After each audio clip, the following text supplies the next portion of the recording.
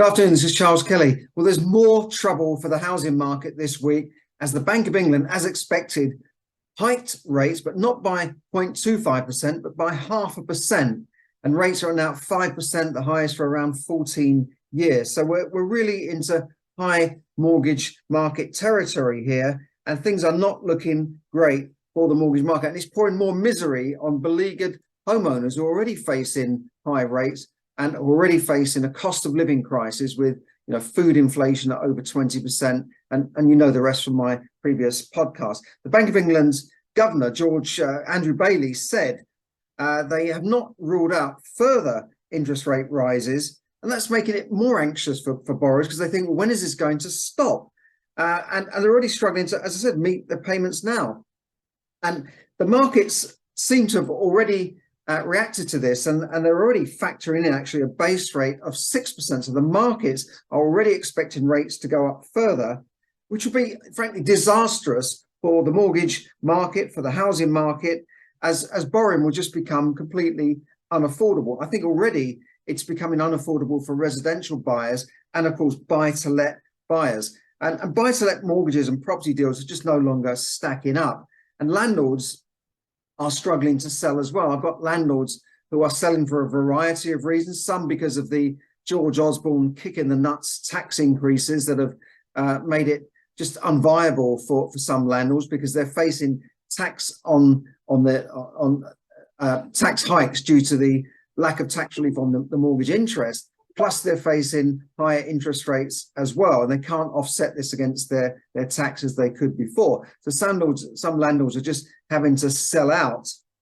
And you look at deals now.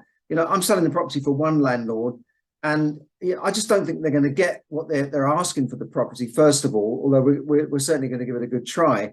But I was talking to the tenant who unfortunately has to move out of the home, or possibly will move out of the home. And, they've been there a few years. They're nice tenants. They're keeping it nice. The landlord doesn't really want to sell it. And the tenant doesn't want to move. And I said to the tenant, you're paying what, $1,650 a month? And they said, yeah. And we've looked around and there's nothing on the market for less than about $1,800, $1,900, sometimes $2,000 for similar houses per month. And it's just not looking good for them. And, we're going to try and sell it to another buy-to-let landlord, but will this be possible? Will a buy-to-let landlord look at this deal and say, well, even if I buy it for what they're asking for, even if I get a massive discount on it, and then, I've calculated the borrowing costs, and the borrowing costs would be much higher than the rent. So a lender's not going to lend them that much anyway, and it just wouldn't be worth buying those sorts of deal. Now, one of my readers have pointed out that deals do still stack up north. If you're buying a property for 50, 60, 70,000, it will still work out okay. But I've looked at deals up there, 60, 70, 80,000 for a house in the northeast. Yeah, you'll get a rent of maybe $450 a month. Okay, so call it 5,000, 6,000 a year. But even if you borrowed, say, 60,000, so you bought something for 80,000, you borrowed 60, the interest on that at 6%, 3,600 a month, a year, I mean. Plus you've got your insurance and all the rest of it, and your cost and your agent fees.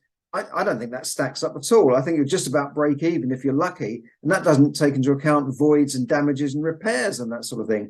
So I think the whole market is due for a correction, if not a crash, as I said in my podcast last week. Now, the average fixed rate, let's look at mortgages, for instance, the fixed rate mortgage rates, they're already touching 6%.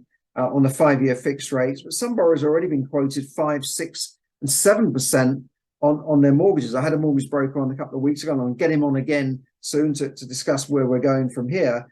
Maybe by early next week, we'll know what deals are coming up, because the lenders have pulled a load of deals recently. I think the lenders already had wind of this rate rise, which is why they were pulling deals left, right, and centre. If rates go up to 6% and then mortgages are 8, 9%. I mean, we could almost be back to a 10% mortgage rate, which I've experienced. I remember buying properties at 10% mortgage rate and 12% mortgage rates, and the rent would barely cover that. And sometimes people were buying buy-to-let properties, and the rent would would hardly cover it, or sometimes they'd have to subsidize it. But in those days, property prices were going up so fast that people thought, well, they'd work on the capital gain rather than worrying about the rental profit. But in recent times, with lower interest rates, buy-to-let landlords have, come to expect that, they can buy a property and get it on a low interest rate, on interest-only mortgages, and the rent would not only cover the mortgage, but will give them a profit on top. So all they had to do was just go and rinse and repeat and keep buying loads of properties, and they could replace their jobs within a few property deals. But I don't think this is going to be possible now. Not at 5 and 6% rates compared to, say, a 2% rate. No way. And some of those landlords are now faced with huge hikes, huge price rises. I mean, the average borrower now in the UK is facing a £3,000 extra amount on their mortgage costs in this year. And some borrowers have seen their mortgage costs treble with just one end of a fixed rate from, say, 2% going up to 5 or 6%. They're seeing huge rises, which are frankly unaffordable. So I wonder what will happen. The housing market has already slowed down, as I was saying last week, and this will add further stress to the affordability, and lenders, as I said, are pulling loads of rates, but the affordability is just not there. Now, one economist said that something like 50% of borrowers holding fixed rate mortgages have yet to renew this year. So there's going to be a huge amount of people. And in January, the FCA, the Financial Conduct Authority, whatever they do, said that as many as 750,000 homeowners faced default. That was in January, before we've had further rates. We've got the 13th rate rise today, or yesterday rather, and 750,000 homeowners were facing default back in January. There was another article. I just want to share the screen and show you this, because this came from Reuters. Let's just quickly see if I can share this screen with you. We've got the Reuters here. Will there be mass repossessions? Some 750 homeowners in the UK were already repossessed in the first 3 months of this year. And that is 50% up on the previous quarter, but well below levels seen in the 1990s housing crash. Okay, so that's a bit of good news. And a further 410 buy-to-let properties were repossessed in the same period, up 28% on the previous quarter. And the headline for Reuters: is Britain on the edge of a mortgage market meltdown? Okay, and I want to jump now to the house price index. This is the official ons.gov.uk figures based on land registry sales and that sort of thing. So these are the real figures. We see figures coming out of the Halifax and the Nationwide, which has said prices have consistently fallen for the last 7 or 8 months. But if you look here at the average house price change, was 3% in the first 12 months of to April 23. So you can see, going back now, this goes right back to sort of 2008. So we saw a huge drop then, right? We saw a huge drop, down 15% in 2008, but quite quickly they rose to, they rose by 9% back up, or they jumped back up to nearly 10% there. And this was because of the low interest rates and the financial stimuluses that were going on. This is the money printing that was going on, really to rescue the market. They keep trying to rescue the market with printed money, which then is fueling inflation. Then they came down again here, 2011. As you can see, we can go down a bit there, not by much. And then they steadily rose until 2014. And they've kind of, been there or thereabouts, declining slightly. They went up again during that sort of crisis of the last couple of years. And then they've come down again in the last 12 months percentage change to April 2023. So they are the actual figures from the ONS, and you can see clearly there what is actually happening there. So you can look that up yourself and see for yourself there. So it's not looking good for the market. And we've seen this before, because when they keep trying to rescue the market and stave off a recession, this money printed of billions and trillions of dollars, euros and pounds is what's fueling inflation. Now, the Bank of England and the various men in great suits say that getting inflation down is their number one priority, and their target is 2%, right? I just think, they've got no chance with that. And what they're doing by increasing rates is a blunt instrument. It's like a sledgehammer to crack a nut. They are literally sucking money out of the economy. In this case, it's billions out of the economy, basically purposely making us all poorer, giving us less money to spend, less money in our pockets. So what happens? Demand falls and inflation goes down eventually. So in effect, they are putting the country into a recession. They're certainly putting us into a recession, which causes ordinary people, millions of ordinary people, to either lose their job or lose their businesses. Now, Andrew Bailey, the governor of the Bank of England, who helped cause inflation by printing billions of pounds, will of course keep his job. He's not going to lose his 500,000 a year job, nor is the chief economist, Hugh Pill, who said that we should all expect to be poorer and not ask for pay rises. He's keeping his job. He didn't get sacked, okay? Another study here, in the IFS, Institute for Fiscal Studies, said that 1.4 million homeowners will see a fifth, that's 20% of their disposable income, disappear due to interest rate rises. That means less money to spend on going out to restaurants, buying things in shops, houses, cars, holidays, whatever. But of course, that money, where is it going? It's going into the banks. These are the banks that we had to bail out in 2008. Well, good luck with this target, Andrew, because a level of inflation of over 8% can take years to beat. I've seen this happen before. I've seen it in the early Thatcher years when interest rates went flying up and the country was really driven into a recession. But it took a long time for that inflation to come down. And it took years before it came down to those sort of 2% levels. One economist said that, this is a former Bloomberg economist, that the average time it takes inflation to come down from an 8% level, 8% plus level, to 2% is, and she paused here, it's 14 years. So he thinks he can do it in 6 months. I don't think so, Bailey. And I don't know what he's doing in his job. I don't know why he's still in his job, because they've caused the problem. They haven't solved the problem. And now they're bungling around. Just 1 month we put it up by 0.25%, then 0.5%, despite the fact that inflation is not actually going up. It's stayed stagnant at 8.7%. And, they've consistently said, haven't they, that inflation is transitory, right? They first said that inflation is transitory, right? And it would come down to 2% by the end of the year. So this is one of their so-called moving forecasts. They've got this term, a moving forecast. I saw him say it in a conference. Moving forecast. That means they can make a forecast, and then when they get it wrong, which they inevitably do, they say, well, it's a moving forecast.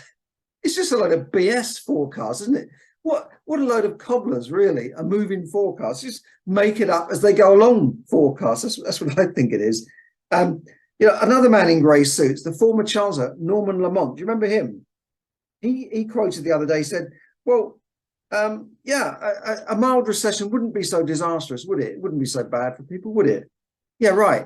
How will it be for you, Norman? You're retired on a big fat MP's former minister's pension, right? A gold-plated pension, which is going up with inflation, which I imagine when he retired from his job, he would have been, into nearly 6 figures, and he's on a pension after that. Then he's on consultancy work after that and all sorts of things. He's not worried, is he? How is it for you, Norman? Do you have a mortgage, by the way, Norman? Is it disastrous for you? How is it for you? Come off it, Norman. This is Norman Lamont, right? Who was in charge. He was the Chancellor of the Exchequer during what's called Black Wednesday, 1992. Maybe some of you don't remember that. This is the so-called sterling crisis. The sterling was going down. The Bank of England and him, the governor of the bank, Pemberton, I think his name was, and him, they kept buying bonds to store up the market. They were betting against the market against a guy called George Soros. You remember him? He's still around, the billionaire. And he was the man, they said, who broke the pound, because the pound was literally broken. And they put up interest rates in one day by 3 times, right? No, twice in one day. It was at 10%. It went to 12%. It went to 15% on the same day, right? This is the same day. This is when the Chancellor used to be in control of the interest rates before Gordon Brown handed it over to the Bank of England, gave them independence. That should be reversed, by the way, definitely. And then the next day it went back down to 10%. Interest rates were at 10% in those days. Okay, it was a fiasco, and the UK lost 5 billion on these currency things. Now, where he lost it, we don't know. He must have gone home to his wife and said, well, I lost 5 billion this today, darling. Where was it? I mean, maybe it's down the back of the sofa. I mean, where did you put it? Can you find it? 5 billion, you lost 5 billion. He didn't even lose his job. You know, he should be sacked. In the days of Henry VIII, he would have been hung. But these people, they go off and they're given places in the House of Lords and knighthoods and all these sorts of things. These are the kind of incompetent people who are running the show. You know, now, during the last year, let's go back to the lenders now. There's a lot of people who say, well, mortgages are supposed to be stress tested, aren't they? Stress testing means that if you borrow an amount of money at, say, 2%, they will stress test it. They will imagine what it will be like for that borrower if rates went up to, say, 5%, 3% above. That's called stress tested. Would they still be able to afford the mortgage at 5%, even though we're giving the mortgage at a fixed rate of 2%? Good idea.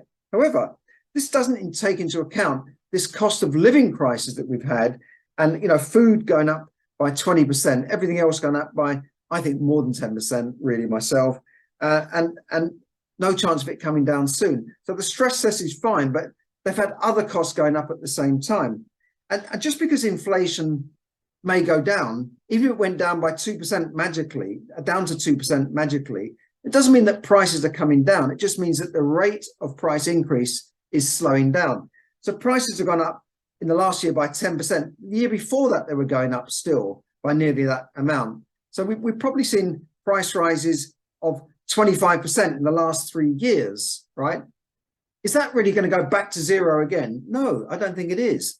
If it did, it would take a long recession before prices really came down to that sort of level. We're still seeing high electricity costs. We're still seeing high energy costs. We're still seeing lots more problems in the economy.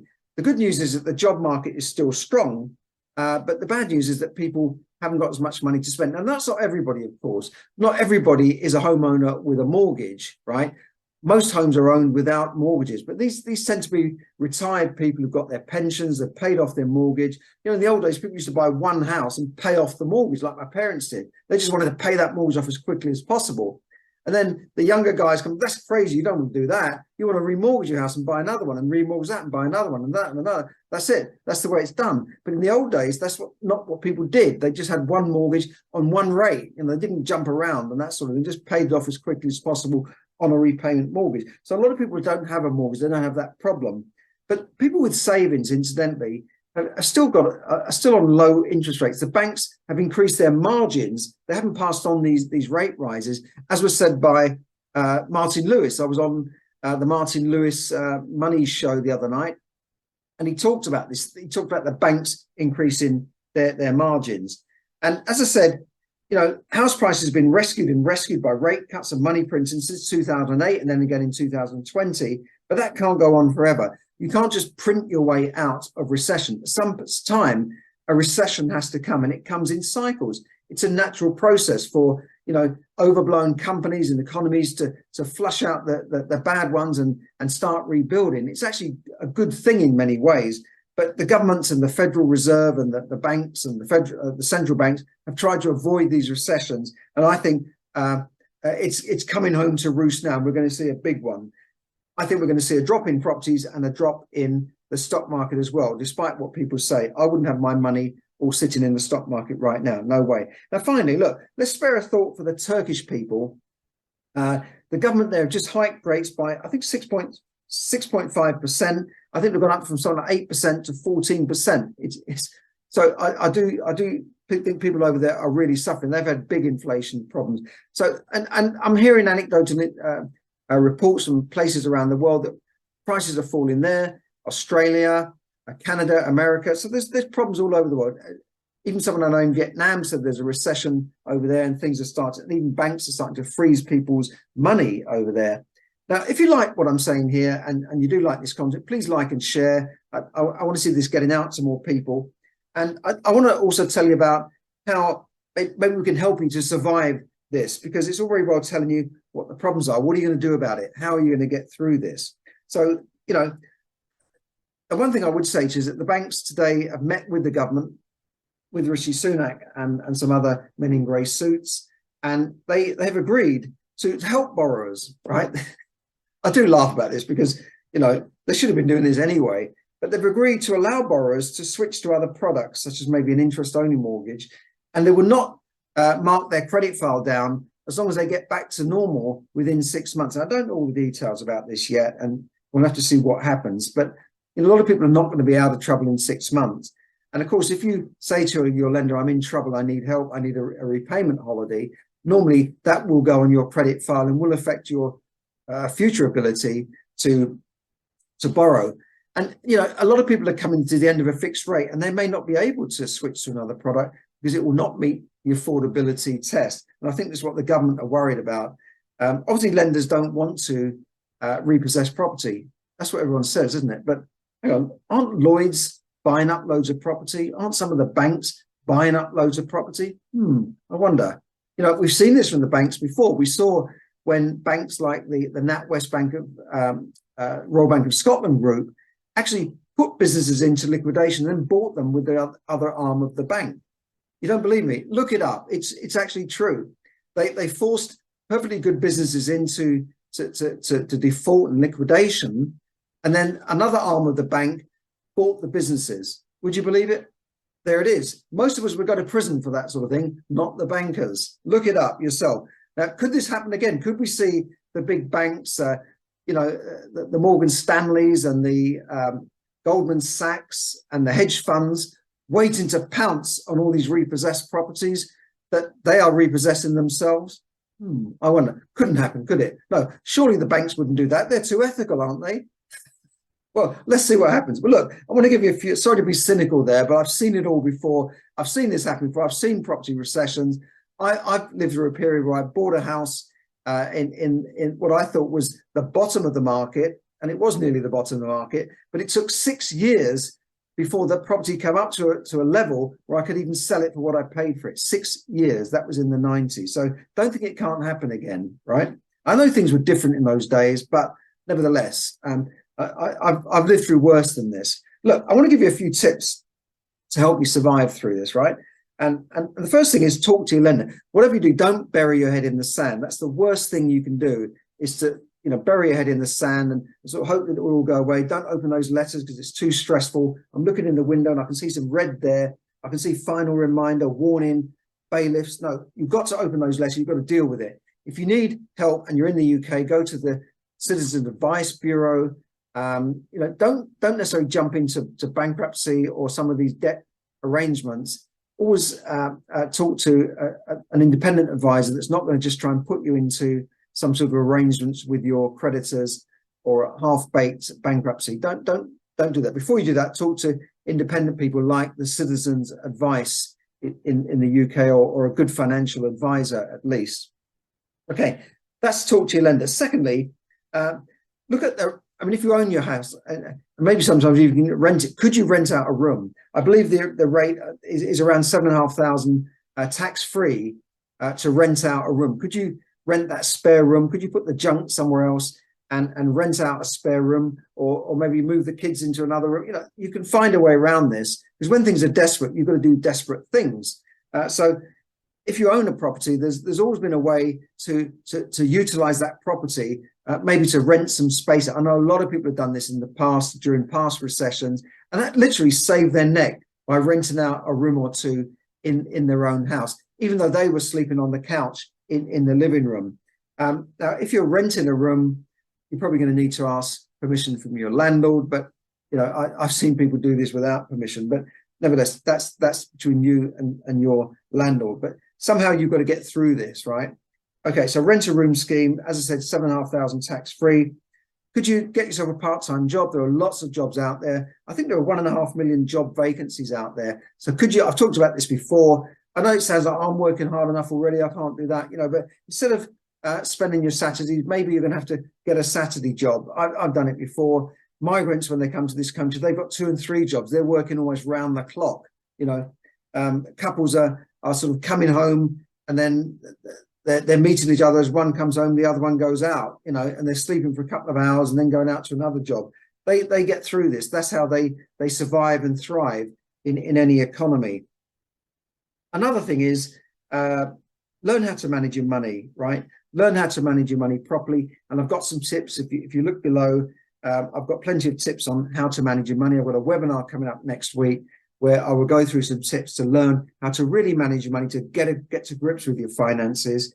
And then lastly is learn how to invest your money, grow your money into real wealth over time. That's the only way you're going to really build yourself financial security, is by learning to invest, learning how to not just save, but learn how to invest your money wisely so that over the long term, your wealth will grow. Okay.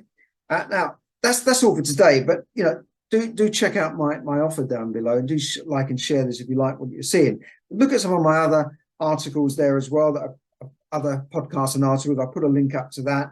So next week, I want to invite you to a webinar, free webinar, how to develop that millionaire mindset. Now, that doesn't mean acting like a millionaire and going around in Ferraris and going around like a real flash Harry with the big watches. Sort of Andrew Tate, who's now I think been charged with trafficking in Romania. I do wonder if Andrew Tate's wealth is sort of built on a house of cards. I do wonder if there's any real foundation, or whether his wealth is built on the Dubai sand. I don't know, but that's not a millionaire mindset. A millionaire mindset is learning how to invest, and over time building wealth, managing your money properly, living within your means, living thriftily, and then building up wealth over time. Not acting flash and buying the fine wines and going to the country club all the time. No, that's not a millionaire mindset. Read books like The Millionaire Next Door.